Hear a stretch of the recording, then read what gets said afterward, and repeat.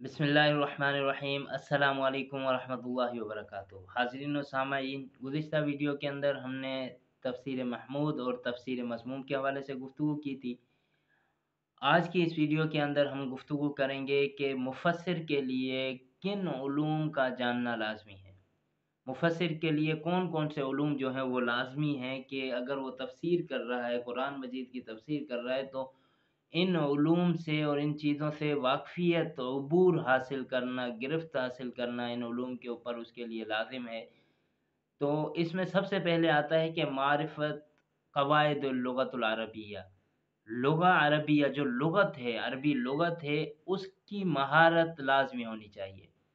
Surf व नहव हो, सीगे जो हैं, सीगों के अंदर उसे पता होना चाहिए कि कौन-सा अमर का है, कौन-सा नहीं का है, कौन-सा मुज़ारे, मारूफ़, मजहूल सर्फ़ व नहव पे उसे उबूर हासिल होना चाहिए अगर वो तफ़सीर करना चाहता है तो। तो सबसे पहला जो है वो उसको कवायद लुग़ा अरबिया जो हैं, लुग़ा अरबिया की जो ग्रामर है उसके ऊपर उसे उबूर हासिल होना चाहिए।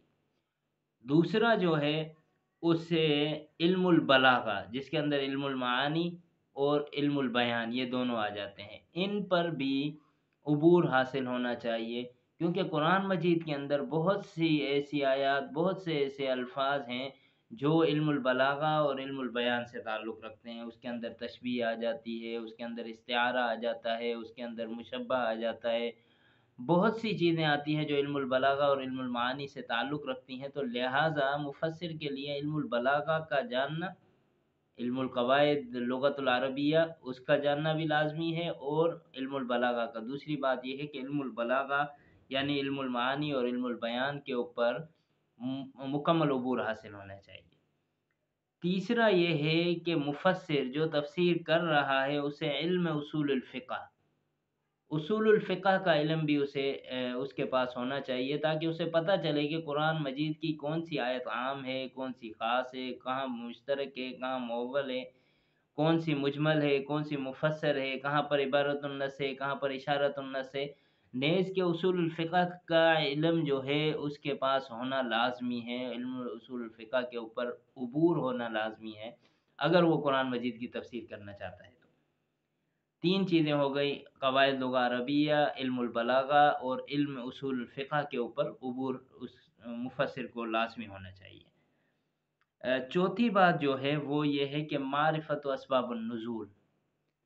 मुफ़स्सिर के लिए ये भी ज़रूरी है कि उसे पता होना चाहिए कि कुरान मजीद की कौन-सी आयत किस सबब की वजह से नाज़िल हुई है, कब नाज़िल हुई है और इसके नाज़िल होने के पीछे क्या वाक़या है, कौन-सा सबब है, कौन-सी वजह है जिस वजह से ये आयत नाज़िल हुई।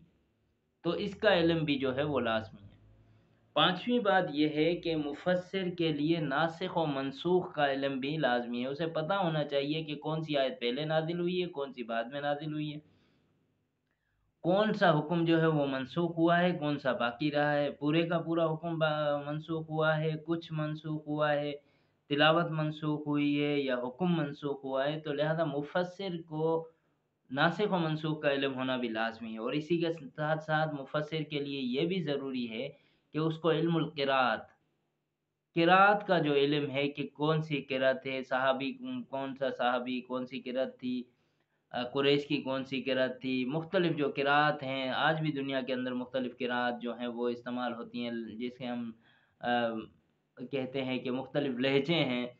तो इन सब का इल्म होना एक मुफ़स्सिर के लिए लाज़मी है। अगर वो इन तमाम उलूम पर उबूर रखता है तो वो यकीनन और इसके साथ इल्मुल मुवहबा यानी वह भी इल्म अल्लाह ताला की तरफ से भी उसे उसकी तक़वा की वजह से, उसकी मेहनत की वजह से, उसकी लगन की वजह से और कुरान के साथ मोहब्बत की वजह से अल्लाह ताला की तरफ से उसे कुछ चीज़ें जो हैं वो हासिल हो जाती हैं, उसे सही और गलत का फ़ैसला करने का अंदाज़ा हो जाता है।